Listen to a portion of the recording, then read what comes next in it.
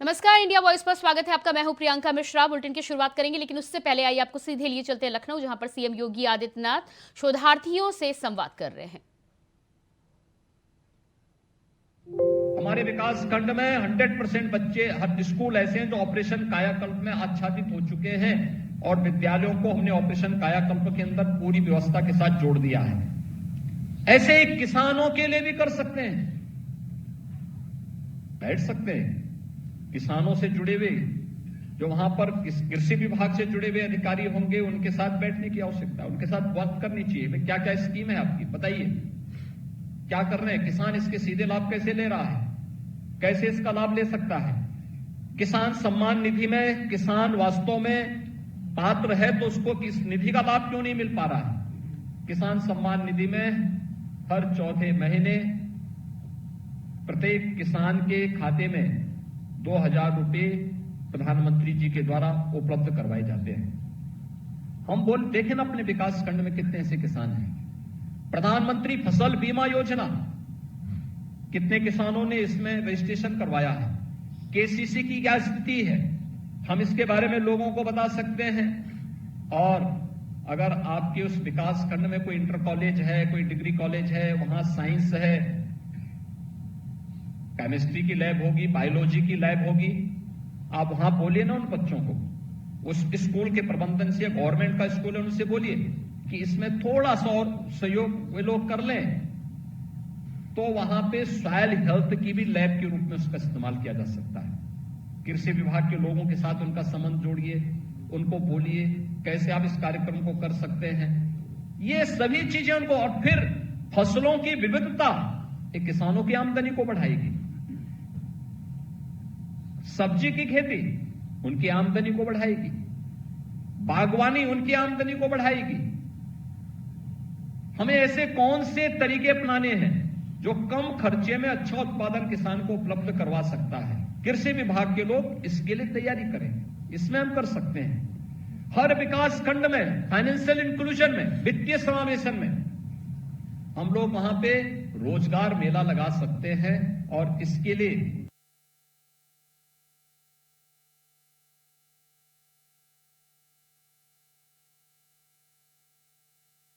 मैंने कोई ना कोई बैंक एक रोजगार मेला लगे उस विकास खंड के युवाओं के लिए या उस विकास खंड के अन्य लोगों के लिए, उसका सेक्टर चिन्हित कर लीजिए।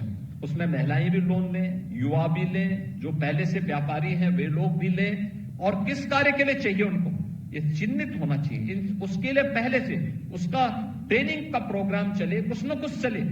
वित्तीय समावेशन का कनेक्टिविटी को देखना चाहिए, कनेक्टिविटी की क्या स्थिति है, नहीं है तो संबंधित विभाग के साथ, सीडीओ के साथ बैठक करके बोलना चाहिए कि फलानी जगह जाने का रास्ता नहीं, पुल नहीं है, या फलाने कार्य की आवश्यकता है, फलाने भवन की आवश्यकता है। ये चीजें अगर आप वहां उनके साथ कोऑर्डिनेट करके इस कार्यक्रम को आगे बढ़ा लेते हैं, बहुत बड़ा कार्य हो सकता है। हर बार एक चीज को, लेकिन निरंतर भ्रमण करना होगा। विकास खंड के हर गांव में आपका प्रयास हो कि महीने में 30 दिन है, प्रयास होना चाहिए कि 30 दिन में कम से कम 30 ग्राम पंचायत तो आपसे कवर हुई हो। हमारा प्रयास होना चाहिए कि अगर ज्यादा गांव हैं तो हर ग्राम पंचायतें ज्यादा होंगी। हमारा प्रयास होगा कि अलग अलग बार हम अलग अलग गांव के अलग अलग मजरे में भी भ्रमण करें, देखें वहां की स्थिति क्या है, वहां की सामाजिक, वहां की आर्थिक, वहां की जैव पारिस्थितिकी क्या है, वहां की पर्यटन संभावनाओं को कैसे आप उसको आगे बढ़ा सकते हैं। अगर कोई देव मंदिर है, कोई तीर्थ स्थल है, वहां पे अच्छे गाइड हो, अच्छी व्यवस्था हो, उसका विकास हो, वहां की साफ सफाई की व्यवस्था के लोग स्थानीय स्तर पर प्रयास कर सकें। बहुत सारे लोगों के लिए रोजगार का सृजन का भी एक माध्यम बनेगा। उसके लिए पहले से गांव के लोगों को बोले भाई कहां पार्किंग होनी है, कहां पे प्रसाद फूल आदि की व्यवस्था होनी है, गंदगी लोग न करें इसके लिए कैसे व्यवस्था हो सकती है, हर व्यक्ति सुरक्षित महसूस करे इसके लिए भी कैसे व्यवस्था हो सकती है। ये चीजें अगर आप आगे बढ़ाएंगे बहुत कुछ आप कर सकते हैं। और आपके पास एक अवसर होगा, जो मैंने पहले भी कहा कि आप 2 साल 3 साल के बाद आपका मूल्यांकन जब प्रारंभ होगा सही मायने में, आपके पास तब तक एक बहुत सारी समृद्ध लाइब्रेरी आपके पास स्वयं की भी होगी। लाइब्रेरी की बात कर रहे थे, हर बार हम हर छात्र को, हर बच्चे को फ्री में पुस्तकें देते हैं। कितना अच्छा होगा कि जब वो बच्चा उस स्कूल से जाए तो उससे बोलेंगे जिस किताब तुम्हें स्कूल से मिली है कम से कम उस किताब को वापस दे दो। जिल्द के साथ दे सकता है, ठीक नहीं लगता तो स्वयं भी जिल्द लगवा करके और बुक बैंक उसी स्कूल के अंदर बनवा दो, जिससे कोई नए बच्चे आते तो जब तक उनको नई पुस्तकें मिलती है तब तक वह उन पुस्तकों का इस्तेमाल कर सके। पुरातन छात्रों से बोले कि भाई इन बच्चों के लिए कुछ पुस्तकें दान कर दो, कोई स्मार्ट क्लास बना सकता है। एक नई लाइब्रेरी आप अपनी खड़ी कर सकते हैं, हर ग्राम पंचायत में खड़ी कर सकते हैं। हमें प्रेरक के रूप में काम करना पड़ेगा, एक योजक के रूप में काम करना पड़ेगा। एक योजक के रूप में अगर आप कार्य करना प्रारंभ करेंगे बहुत कुछ आप परिवर्तन ला सकते हैं। और मेरा मानना है 3 साल नहीं, मात्र 2 वर्ष में हम इन आकांक्षात्मक जनपदों को विकास की प्रक्रिया में स्टेट एवरेज से आगे बढ़ाने में सफल हो सकते हैं। कोई संदेह इसमें नहीं होना चाहिए, कोई संदेह नहीं होना चाहिए।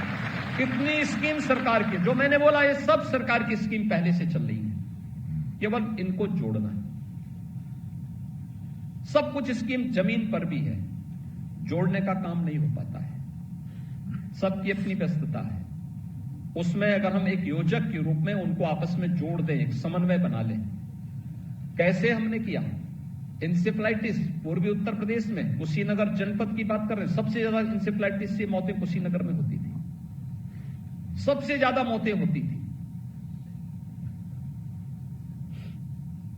योजनाएं थी लेकिन योजनाओं को सही ढंग से जमीनी धरातल पर उतारने की समस्या थी, नहीं उतर पाती थी। कागजों में से भी योजनाएं थी।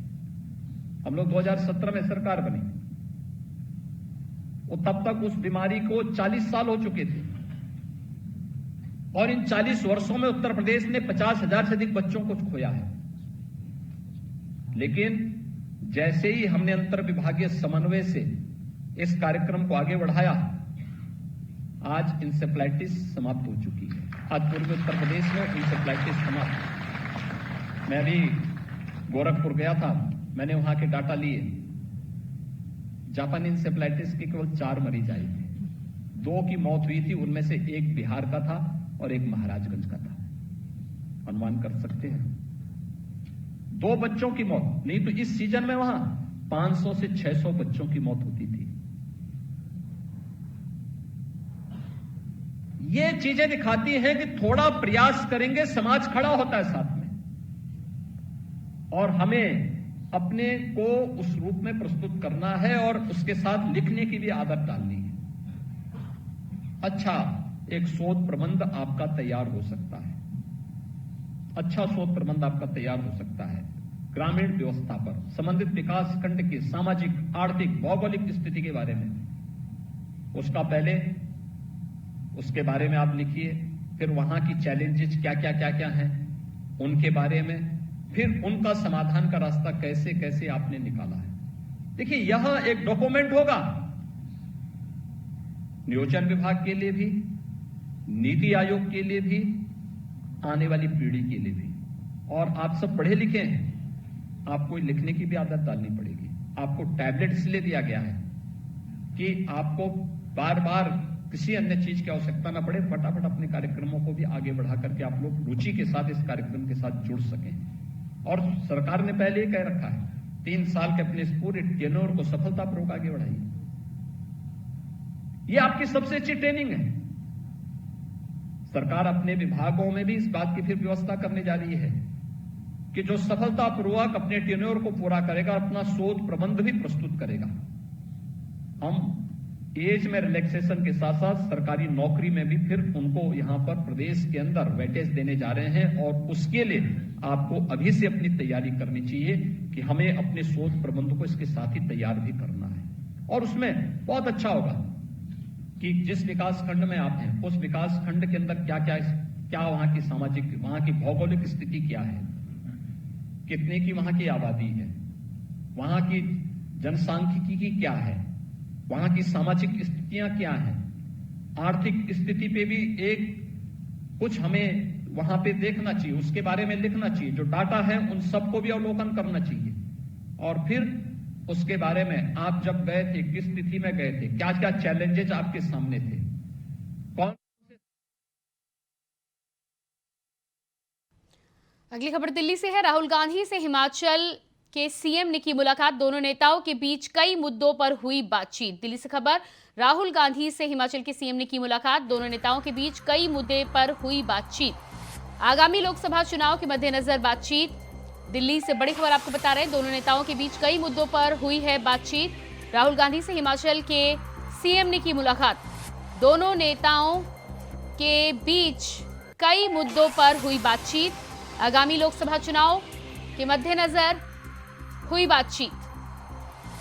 तो तस्वीरें भी आप देख पा रहे हैं, राहुल गांधी हिमाचल प्रदेश के सीएम से उन्होंने मुलाकात की है। आगामी लोकसभा चुनाव के मद्देनजर इस मुलाकात को महत्वपूर्ण माना जा रहा है, और जानकारी ये है कि इस मुलाकात में लंबे समय तक कई मुद्दों को लेकर चर्चा की गई। आगामी लोकसभा चुनाव के मद्देनजर बातचीत की गई।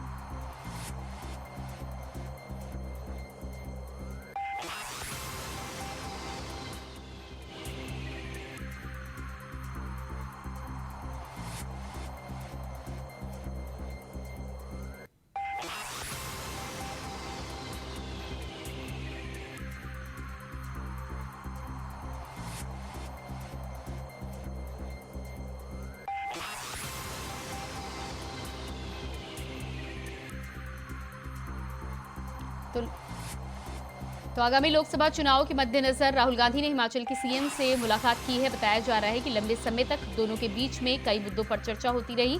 जानकारी ये भी है कि आगामी लोकसभा चुनाव को लेकर इस बैठक को अहम माना जा रहा है, इस मुलाकात को बेहद अहम माना जा रहा है।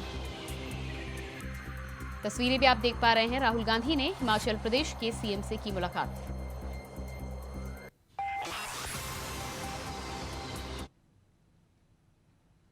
हरियाणा के मेवात नूह में हुए दंगों के बाद अब पुलिस की नींद खुल गई है। पुलिस ने दंगों की शुरुआती जांच के बाद नूह में रोहिंग्याओं और अवैध घुसपैठियों पर बड़ा एक्शन लिया है।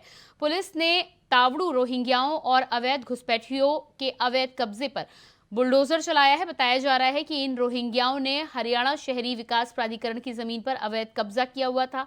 इतना ही नहीं, शुरुआती जांच में ये लोग हिंसा में शामिल पाए गए हैं। ऐसे में पुलिस ने अवैध कब्जे पर गुरुवार शाम को बुलडोजर चलाया।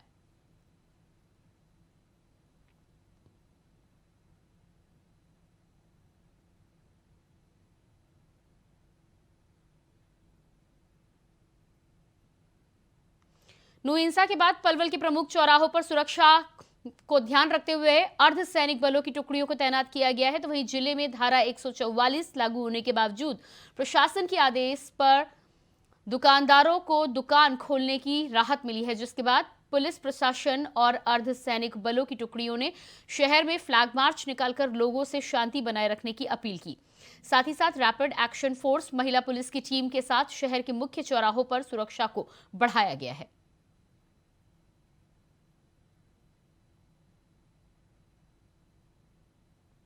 बुलंदशहर में अंसारी रोड बाजार पर स्थित क्वालिटी कैफेटेरिया में भयंकर आग लग गई। वहीं आग लगने से लाखों का नुकसान हो गया। बता दें कि सूचना मिलने के बाद पहुंची फायर ब्रिगेड ने आग पर काबू पा लिया है। हालांकि आग लगने के कारण का अभी तक पता नहीं चल पाया है।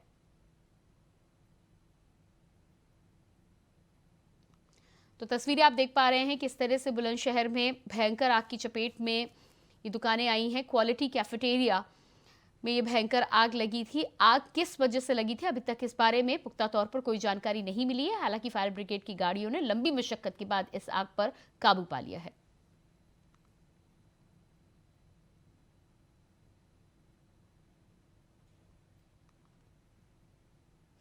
गाजियाबाद में लगातार डेंगू के मामले बढ़ते दिखाई दे रहे हैं, जहां अब तक डेंगू के 34 मरीज पाए गए हैं, जिनमें से 3 मरीजों का इलाज चल रहा है। बता दें कि पहले ही एक मरीज की डेंगू से मौत हो चुकी है। तो वहीं डेंगू के सबसे अधिक केस शहरी क्षेत्रों से आ रहे हैं, जिसके चलते नगर निगम की लापरवाही साफ तौर पर देखने को मिल रही है, जिसकी वजह से पार्षद गण भी नाराज दिखाई दे रहे हैं।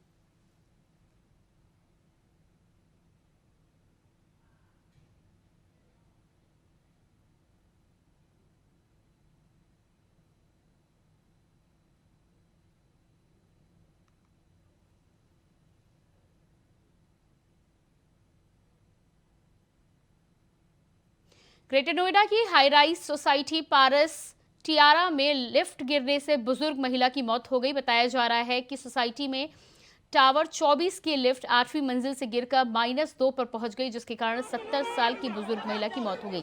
सूचना मिलने पर थाना सेक्टर 142 पुलिस मौके पर पहुंची। हालांकि इस पूरे मामले में सोसाइटी वासियों ने नाराजगी व्यक्त करते हुए देर रात तक हंगामा काटा। पुलिस ने पूरे मामले में मुकदमा दर्ज कर जांच की शुरुआत कर दी है।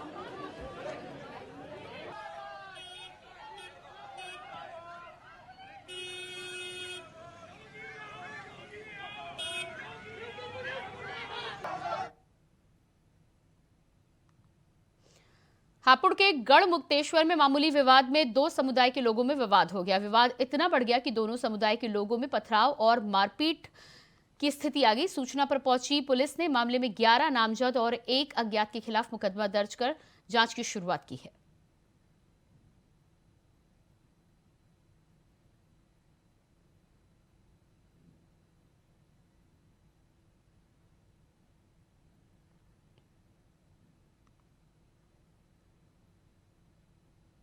आगरा के चौसानी इलाके के 5 उमरेठा में गुरुवार रात हुई तेज बारिश से बड़ा हादसा हो गया। 300 साल पुरानी 3 मंजिला हवेली का एक बड़ा हिस्सा घरों के ऊपर गिर गया, जिसमें घरों में सो रहे 2 लोगों की मौके पर ही मौत हो गई।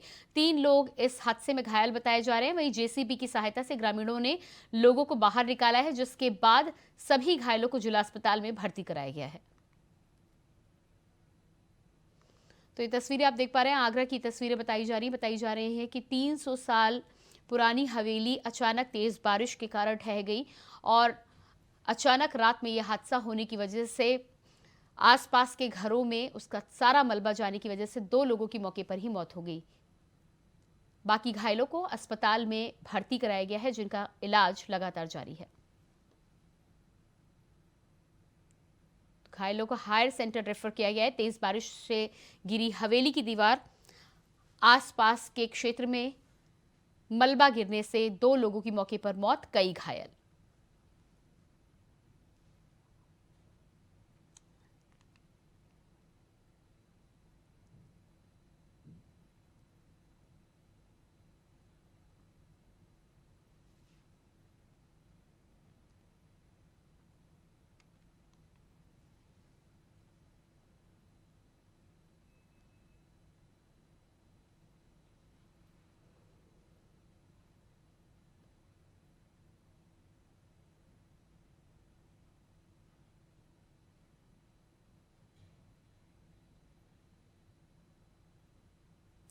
संभल में हरियाणा में हुई हिंसा और ज्ञानव्यापी घटनाक्रम को लेकर पुलिस प्रशासन अलर्ट मोड पर है, जिसको लेकर संभल सदर तहसील सभागार में बैठक हुई और बैठक में डीएमएसपी ने सद्भाव की अपील करते हुए असामाजिक तत्वों को कड़ी कार्रवाई की चेतावनी देते हुए माहौल बिगाड़ने वालों के खिलाफ सख्ती से कार्रवाई करने के निर्देश दिए हैं।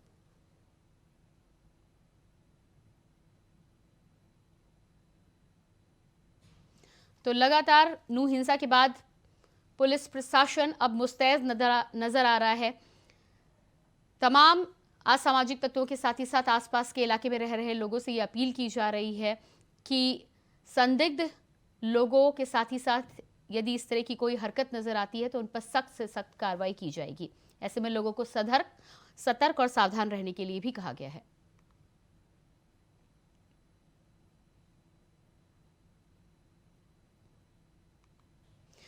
पंजाब के तरन तारण जिले में भारत पाकिस्तान सरहद को पार कर भारतीय क्षेत्र में दाखिल हुए एक पाकिस्तानी को बीएसएफ ने ढेर कर दिया, जिसके बाद बीएसएफ और थाना खाड़ला की पुलिस के द्वारा इस कार्रवाई के बाद इलाके में तलाशी अभियान चलाया जा रहा है। सूत्रों के अनुसार भारत पाकिस्तान सरहद के नजदीक मौजूद सुबह करीब 4 बजे कुछ हलचल होती हुई नजर आई थी। इस हलचल के ना रुकने पर जवानों ने फायरिंग की शुरुआत की, जिस दौरान एक पाकिस्तानी नागरिक जो भारतीय सीमा में दाखिल हुआ था वो मौके पर ढेर हो गया।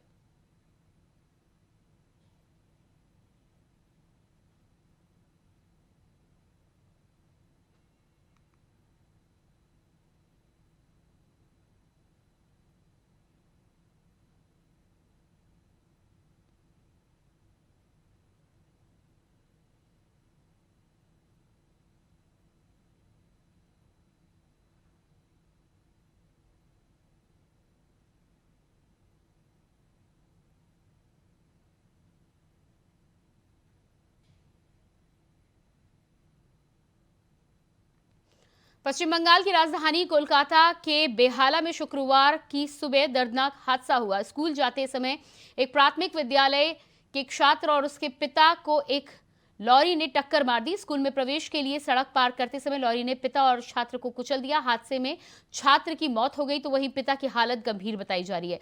दुर्घटना के कारण पूरा इलाका रण क्षेत्र में तब्दील हो गया। उत्तेजित जनता ने पुलिस की गाड़ी में आग लगा दी। पुलिस ने उत्तेजित जनता को नियंत्रित करने के लिए आंसू गैस के गोले छोड़े और लाठीचार्ज भी किया।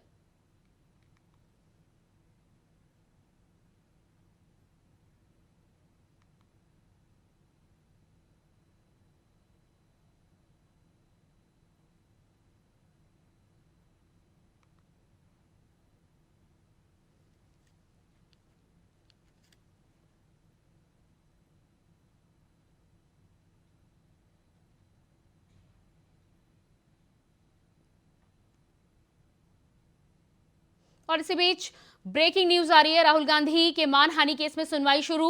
सुप्रीम कोर्ट ने सुनवाई का आधे घंटे का वक्त तय किया। राहुल के वकील अभिषेक मनु सिंघवी के लिए 15 मिनट का समय। राहुल गांधी मानहानि केस में सुनवाई शुरू। सुप्रीम कोर्ट ने सुनवाई का आधे घंटे का वक्त तय किया। राहुल के वकील अभिषेक मनु सिंघवी के लिए 15 मिनट का समय दिया गया है। राहुल के वकील अभिषेक मनु सिंघवी के लिए 15 मिनट का समय निर्धारित किया गया है। मानहानि केस में सुनवाई की शुरुआत हो चुकी है। मोदी सरनेम केस में राहुल की आज सुनवाई होनी है। राहुल ने सजा पर रोक की मांग की थी। सुप्रीम कोर्ट ने सुनवाई के लिए आधे घंटे का वक्त तय किया है, जिसमें राहुल के वकील को 15 मिनट का समय दिया गया है अपनी बात रखने के लिए। तो बड़ी खबर आपको बता रहे हैं, लगातार राहुल गांधी ने सुप्रीम कोर्ट से अपील की थी कि उनकी सजा पर रोक लगाई जाए। यदि सुप्रीम कोर्ट इस सजा को बरकरार रखता है तो 2031 तक चुनाव नहीं लड़ पाएंगे राहुल गांधी। सुप्रीम कोर्ट ने सुनवाई के लिए आधे घंटे का वक्त तय किया है। 15 मिनट राहुल के वकील को उनकी बात रखने के लिए दिए जाएंगे। ब्रेकिंग न्यूज, राहुल के वकील अभिषेक मनु सिंघवी को मिलेंगे 15 मिनट। राहुल गांधी मानहानि केस में सुनवाई शुरू। सुप्रीम कोर्ट ने आधे घंटे का वक्त दिया। सुप्रीम कोर्ट में राहुल गांधी से जुड़े मानहानि केस पर सुनवाई शुरू।